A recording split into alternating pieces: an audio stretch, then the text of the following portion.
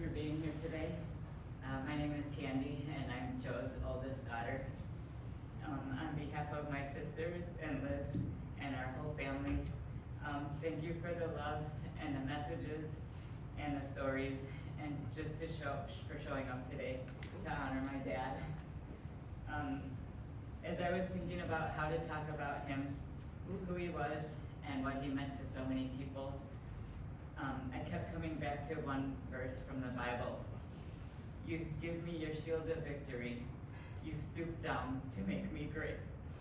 And that's from 2 Samuel 22:36 and Psalm 18:35. This verse comes from David's song of praise in the Bible, and these words have always made me think of my dad. You stoop down to make me great paints such a clear picture of who my dad was and how he showed love. Even though my dad had a ton of friends, multiple jobs and responsibilities, and this constant drive to be out there training for something, he always stopped when someone needed him. Now, my dad was not your average dad, not your average Joe, I should say. He didn't work 9 to 5 and then go back home and sit on the couch. He was a high school PE teacher and athletic supervisor. But that's not all. He was a gymnastics coach who led his teams to 8 Upper Peninsula championships. But that's not all. He ran hundreds of marathons, over 60 ultramarathons, and 10 100-mile races, including the Western States 100. But that's not all.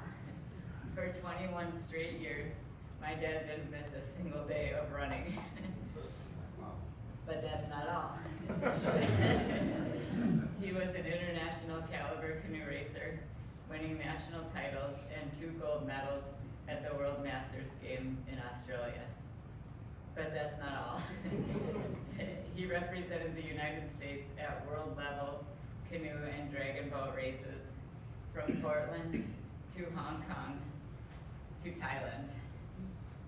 And somewhere in the middle of all that, he was inducted into the Grand Lakes Marathon Hall of Fame, the Upper Peninsula Sports Hall of Fame, and the Menominee and Ironwood Sports Hall of Fame. But for all that, what mattered most to him was much closer to home.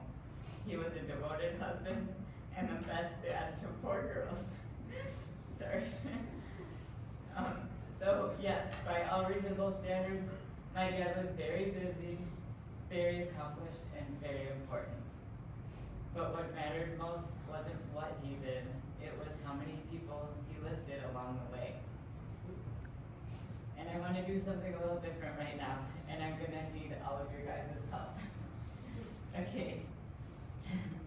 If any of these apply to you, I'm going to ask you to stand. And you can sit back down when you need to. Okay? Stand up if you ever had my dad as your PE teacher.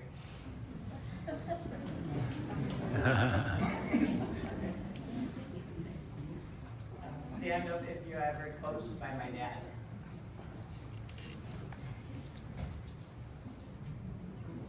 Stand up if you ever paddled a canoe because of my dad.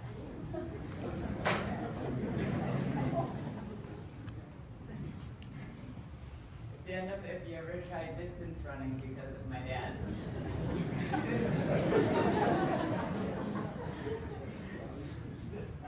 Stand up if my dad ever encouraged you to do something you didn't think you could do.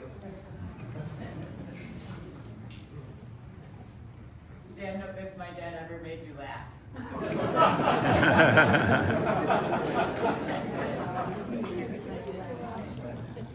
Stand up if my dad ever gave you your very own nickname.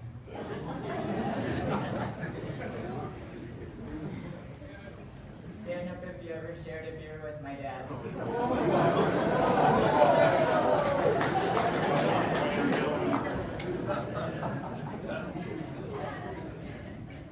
And finally, stand up if my dad ever made you feel seen, encouraged, or valued.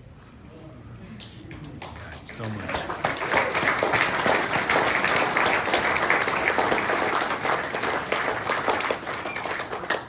Look around. This is his legacy.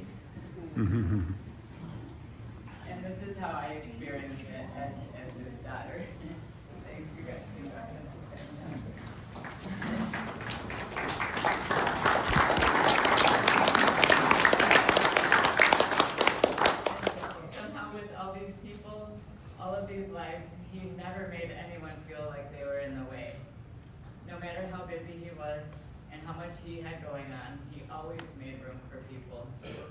One of the ways he did that was by giving his time, even when it was incredibly limited. For the past 3 summers, my dad and I traveled together to race at the Canoe Nationals. I live in Washington and he lives in Menominee, so before each race, the only training time we had together all year was just a really short few days. One time, my dad, his best friend Steve, and my husband Adam and I went out to paddle. My dad brought an extra canoe so that Adam could try it. The plan was for my dad and me to paddle together, but instead he spent the entire session teaching Adam how to paddle. Adam fell out of the boat over and over again. He tipped, he soaked himself completely, and my dad just kept laughing and telling him, "That's all right, boy." Everybody falls in the first few times. I still fall in. And he would help him climb back in and show him again. He gave us one of our only chances to train together, not because Adam was good at it, sorry Adam, but because he loved the sport so much that he just wanted everyone around him to love it that much too. And that's just who he was.